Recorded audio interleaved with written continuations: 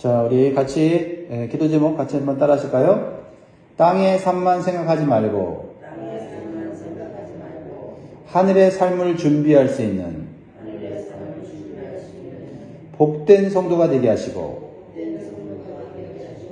날마다 새 언약의 말씀을 마음에 새기며 살게 하소서. 아멘. 네. 요즘 하늘이 참 보기 좋습니다.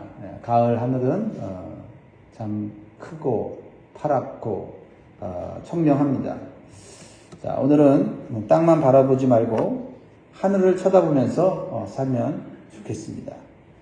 왜냐하면 인간은 땅의 삶만 있는 것이 아니라 하늘의 삶도 있다는 사실을 깨달아야 합니다. 이것을 아는 것이 세월을 아끼는 지혜이고 참된 복인 줄 믿습니다. 이것을 가르쳐 주시는 분이 바로 하늘에서 오신 예수 그리스도이십니다. 우리를 하늘로 데리고 가시려고 이 땅에 오셨고 그 구원의 길을 홀로 이루신 분이 바로 대제사장이신 예수님이십니다. 1절이 그 요점을 얘기하고 있죠. 1절 같이 있습니다. 시작. 지금 우리가 하는 말의 요점은 이러한 대제사장이 우리에게 있다는 것이라. 그는 하늘에서 지극히 크신 이의 보좌 우편에 앉으셨으니. 아멘. 자, 우리 오늘 말씀을 듣는 모든 영광의 성도들에게 하늘을 쳐다보라고 권면드리고 싶어요. 자, 우리 한번 서로 인사할까요? 하늘을 보며 삽시다. 하늘을 보며 삽시다. 지금 우리는 땅에 살고 있지요. 땅에서 태어나서 땅에서 자라고 땅에서 일을 하고 땅에서 모든 일을 합니다. 그리고 땅에서 늙어 가요. 그리고 어느 한 시점에 땅으로 돌아갑니다. 이게 인생의 모습이에요. 근데 이게 전부가 아니에요.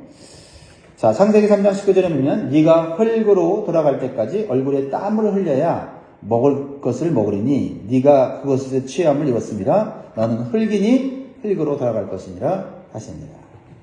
시편 146편 4절에도 그의 호흡이 끊어지면 흙으로 돌아가서 그날에 그의 생각이 소멸하리로다.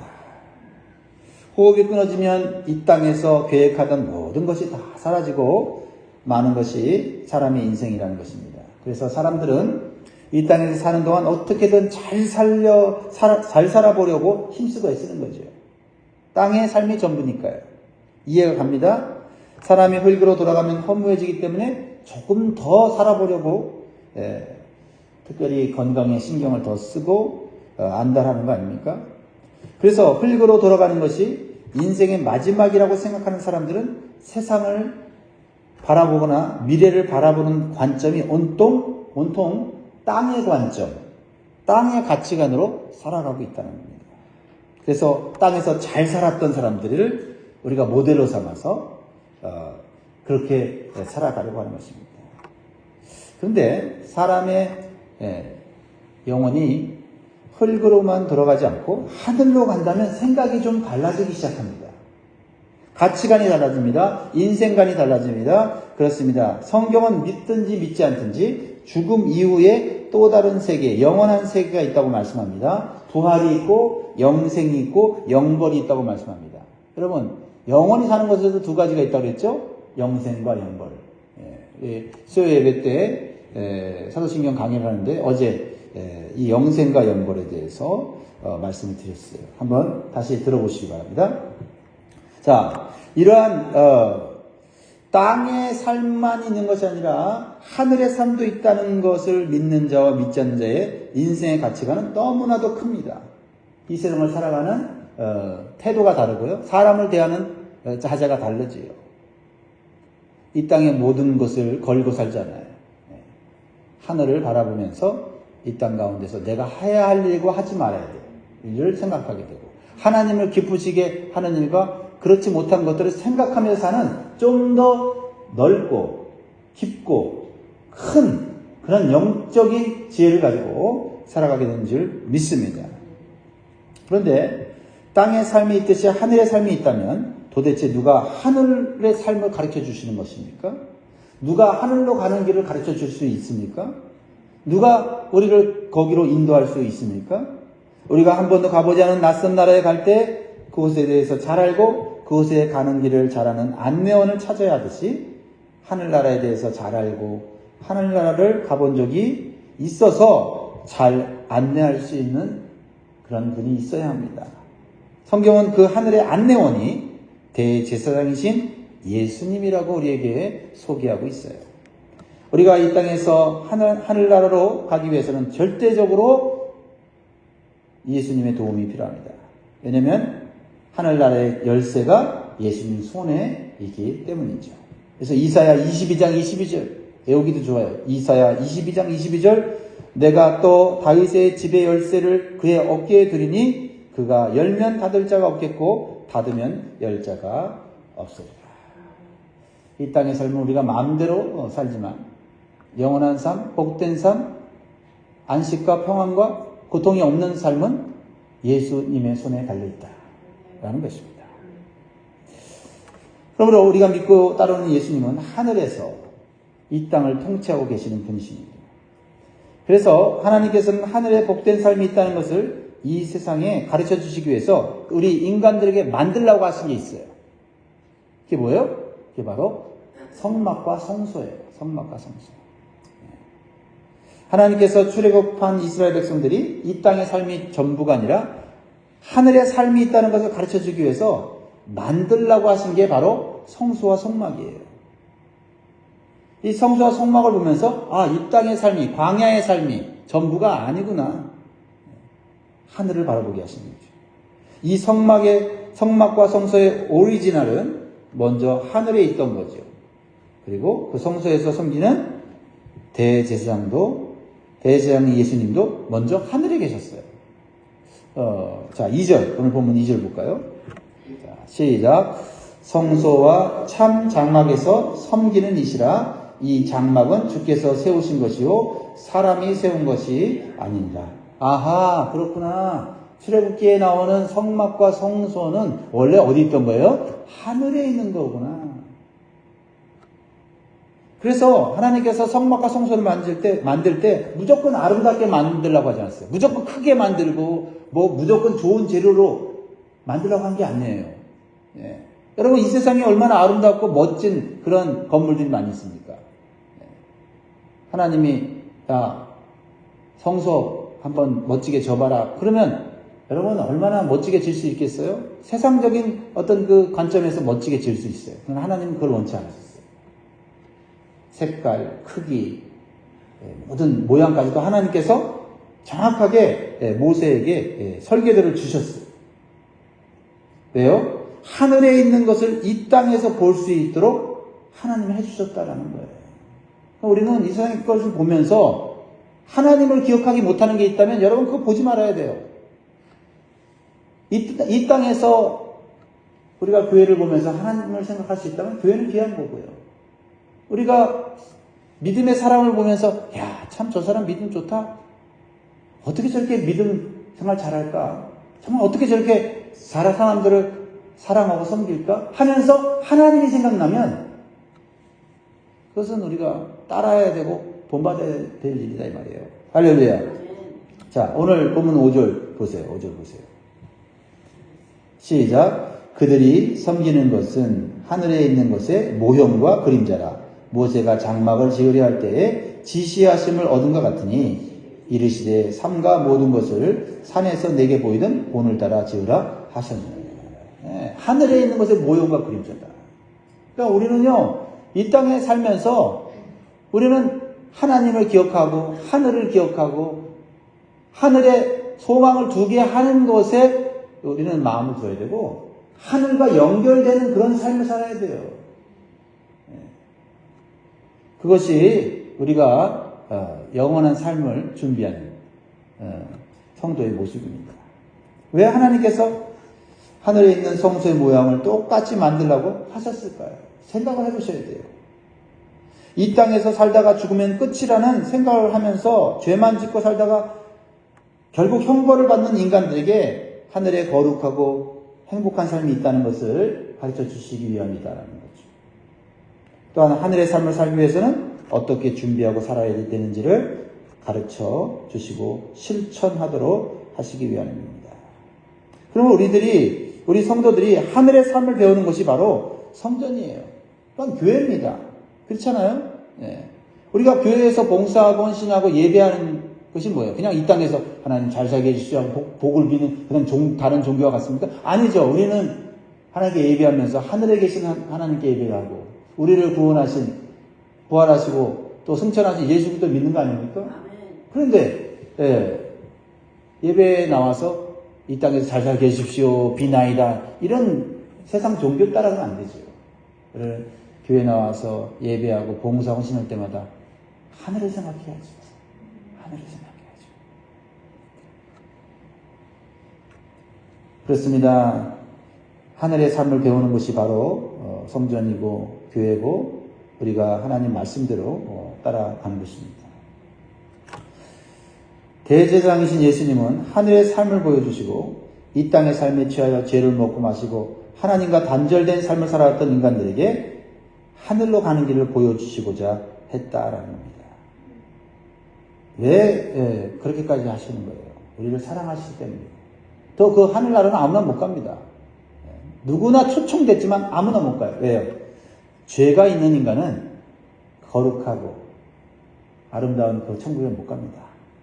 계시록 21장 27절에 무엇이든지 속된 것이나 가증한 일 또는 거짓말하는 자는 결코 그리로 들어가지 못하되 오직 어린 양의 생명책에 기록된 자들만 들어가리라. 여러분, 이 땅에서 아무리 권세와 부를 자랑해도 생명책에 이름 없으면 여러분 남은 인생은요 허무하고 비참한 인생입니다. 이거를 아는 것이 지혜고 세월을 아끼는 거예요. 하나님 나라에 들어가려면 반드시 그 죄를 해결해야만 갈 수 있어요. 그래야 어린 양의 생명책에 기록될 수 있는 것입니다. 여러분들은 하늘의 생명책에 기록된 줄 믿습니다. 아멘을 할 수 없으면 여러분 정말 내가 이 세상에서 잘 살고 있는지 생각해 봐야 돼요. 그래서 하나님은 모세에게 먼저 하늘의 성소의 모델로서 성막을 짓게 하셨고 대제사장의 모델로서 인간 제사장을 주신 거예요. 그리고 대신 어린 양을 죽여서 피를 흘려 속죄하도록 하신 것입니다. 이것도 모형이에요. 그림자예요. 참된 실체는 하늘의 대제사장이신 예수님이십니다. 예수님이 제사를 주관하시고 자기 자신이 제물이 되어 희생해 주셔서 죽을 죄인들이 하나님 앞에 나아갈 수 있는 구원의 길, 즉 하늘길을 직접 만드신 것입니다. 인간 제사장들은 율법을 따라서 속죄의 제사를 드렸지만 예수님은 율법을 뛰어넘어 자신이 직접 죽으심으로 희생함으로써 영원한 속죄의 제사를 드린 것이에요. 이게 진짜 실제입니다. 그냥 율법을 주신 것은 그를 통해서 하늘을 바라보게 하고 참된 영원한 속죄가 있다는 것을 보여주고 예수 그리스도께만 참된 천국이 있다는 것을 가르쳐주는 모형이요 그림자라는 거예요. 이 땅의 인간 제사장들이 보여준 속죄의 제사가 율법에 의한 것이었다면 하늘의 제사장이신 예수님의 속죄와 천국의 길을 보여준 것이 바로 십자가인 거예요. 십자가. 그래서 십자가 신앙이 중요한 거예요. 사랑하는 성도 여러분, 이제 우리가 이 땅에 살면서 하늘의 삶이 있다는 것을 보여주는 것은 첫 번째로는 하늘의 모델인 성소 중심의 삶을 사는 것이고 또 다른 하나는 대제사장이신 예수 그리스도의 십자가를 붙잡고 사는 길인 줄 믿습니다. 이제 에피비서 기자는 또 다른 차원에서 예수 그리스도께서 탁월하신 분임을 교훈하고 있어요. 온전히 우리가 믿음을 드려야 될 분이에요. 그것은 바로 구약인 옛 언약과 신약인 새 언약의 차이다. 여러분 옛 언약과 새 언약에 대한 그런 이야기들을 많이 들어봤죠? 우리가 믿는 하나님은 우리에게 더 좋은 것을 주시는 분이세요. 그래서 하나님이 주신 것은 우리에게 가장 좋은 것입니다. 그리고 또 하나님은 지금보다 앞으로 더 좋은 것을 준비해 놓고 있으세요. 그러므로 우리는 먼저 하나님께 받은 것을 감사하고 찬양해야 되고 앞으로 우리에게 주실 것들을 바라보며 감사해야 될 줄 믿습니다. 옛 언약은 모세를 통해서 주신 것이고 새 언약은 예수님 통해서 주신 거예요. 그러면 옛 언약에 비해서 새 언약이 더 좋은 이유는 무엇일까요? 두 가지로 오늘 간단하게 나눠보려고 합니다. 옛 언약은 불완전한 것이었지만 새 언약은 완전한 것이었다라는 것입니다. 옛 언약이 불완전하다는 것은 언약 자체가 불완전하다는 말이 아니에요. 왜요? 옛 언약인 율법도 하나님이 주신 거니까 완벽한 거예요. 근데 이 언약을 실천하고 순종하는 인간들이 연약하고 죄를 지어서 그 언약을 지킬 수 있는 능력이 없어요. 인간 제사장들도 연약한 인간이기에 불완전하여 실수하고 또 연약하게 죄를 짓습니다. 그리고 죄를 지을 때마다 어떻게 해요? 동물의 제사를 통해서 피를 흘려 속죄를 해야 되기 때문에 온전히 그 죄를 해결할 수가 없었습니다. 그러나 새 언약은 하나님의 아들이신 예수 그리스도께서 대제사장이 되셨어요. 그리고 인간과 같이 결코 실수하거나 실패하실 수 없는 분이세요. 그래서 완벽한 속죄 제사를 진행할 수 있게 된 것입니다. 그리고 자신이 직접 흠없는 제물이 되셔서 죽으셨기 때문에 하나님의 공의를 완벽하게 만족시키셨다는 거죠. 그리고 동물이 아닌 하나님의 아들이 직접 죽어 거룩한 피를 흘렸기 때문에 이 피로 단번에 영원히 모든 인간들의 속죄를 이루셨다라는 겁니다. 이게 놀라운 하나님 은혜요 복음이에요. 그러므로 우리는 인간 제사장들의 불완전함 때문에 이제 염려할 필요도 없고 죄를 속죄할 때마다 동물을 잡아야 되는 번거로움도 없어요. 오직 우리가 해야 할 것은 예수 그리스도를 통해 이루신 십자가의 속죄와 구원을 온전히 믿음으로 반응하는 것입니다. 로마서 3장 25절 26절 말씀을 여러분 기억하세요. 이 예수를 하나님이 그의 피로써 믿음으로 말미암는 화목제물로 세우셨으니 이는 하나님께서 길이 참으시는 중에 전에 지은 죄를 간구하심으로 자기의 의로우심을 나타내려 하시니 곧 이때에 자기의 의로우심을 나타내사 자기도 의로우며 또한 예수 믿는 자를 의롭다 하려 하십니다. 오직 예수 안에서만 우리는 의롭게 되는 거고 예수 안에서만 우리는 이 땅의 삶을 청산할 때 우리는 하늘의 삶을 상속받게 되는 줄 믿습니다. 그래서 로마서 3장 28절에 그러므로 사람이 의롭다 하심을 얻는 것은 율법의 행위에 있지 않고 믿음으로 되는 줄 우리가 인정하노라. 여러분 믿음이 귀합니다. 사랑하는 성도 여러분, 어렵고 힘든 행위의 법인 율법이 아니라 쉽고 완전한 믿음의 법을 통해 우리를 죄와 죽음에서 살리신 예수 그리스도께 감사하며 찬양하는 삶이 되시기를 간절히 축복합니다. 한 가지 두 번째로 옛 언약보다 새 언약이 더 좋은 이유는 옛 언약은 돌판에 새겨진 것이지만 새 언약은 마음에 새겨진 것입니다. 여러분 옛 언약은 모세가 시내산에 올라가서 직접 하나님 앞에 받았을 때 어디에 받았어요? 돌판에 받았어요. 그 돌판에 받은 그 하나님의 말씀을 백성들에게 가르쳤습니다. 근데 돌판에 새겨진 것이기 때문에 지워지거나 닳아지거나 잃어버릴 수가 있지요. 그래서 그 언약을 잃어버리지 않기 위해서 많은 노력과 에너지가 필요했어요. 그렇죠? 그 돌판을 보지 않을 때는 또 그 돌판이 없을 때는 자기 마음대로 자기 생각대로 살아가요. 그러니까 눈에 보이는 대로 살아가는 거죠. 하나님 말씀을 붙잡고 가면 비록 사막길을 간다 할지라도 때로는 물이 없고 때로는 먹을 것이 좀 부족해도 그 말씀을 생각하면서 말씀의 언약을 생각하면서 하나님 우리를 가나안 땅 좋은 곳으로 인도하실 거야 라고 하면서 믿음을 가지고 소망을 가지고 가야 되는데 말씀이 마음이 없으니 그들은 하나님께 또 불순종하여 죄를 짓고 결국 광야에서 다 죽고 말았지 않습니까? 그런데 이 첫 언약의 순종에 실패한 이스라엘 백성들을 하나님께서 보시고 이제는 아예 하나님의 말씀을 마음판에 새겨주심으로 그 말씀이 우리의 마음속에 생각 속에 생각나서 우리가 진리의 길 생명의 길을 가도록 역사하셨다는 거죠. 그게 이제 9절 10절 말씀이에요. 자, 같이 읽습니다. 시작. 또 주께서 이르시기를 이 언약은 내가 그들의 열조의 손을 잡고 애굽 땅에서 인도하여 내던 날에 그들과 맺은 언약과 같지 아니하도다. 그들은 내 언약에 머물러 있지 아니하므로 내가 그들을 돌보지 아니하니라. 10절. 또 주께서 이르시되 그날 후에 내가 이스라엘 집과 맺을 언약은 이것이니 내 법을 그들의 생각에 두고 그들의 마음에 이것을 기록하리라. 나는 그들에게 하나님이 되고 그들은 내 백성이 되리라. 어떻게? 오늘날 어떻게 우리의 마음속에 이것이 기록되게 하십니까? 그것은 성령을 통해서 우리의 마음판에 하나님 말씀이 새겨지게 하신 줄 믿습니다. 그래서 성령을 받은 자들은 하나님 말씀이 한번 읽고 묵상하면 그 말씀이 마음에 새겨져서 어려울 때, 힘들 때, 고통스러울 때, 난관에 부딪힐 때 그 말씀이 생각나게 하는 거예요. 가르칠 필요가 없는 거예요. 성령이 마음속에 새겨지시면 그 말씀 우리에게서 살아서 역사하는 줄 믿습니다. 11절 말씀 보세요. 또 각각 자기 나라 사람과 각각 자기 형제를 가르쳐 이르기를 주를 알라 하지 않을 것은 그들이 작은 자부터 큰 자까지 다 나를 알미라. 왜요? 성령을 통하여 말씀이 새겨지면 누가 가르쳐주지 않아도 그 말씀을 알게 되는 것이에요. 하나님은 지금보다 더 좋은 것을 주시는 분이세요.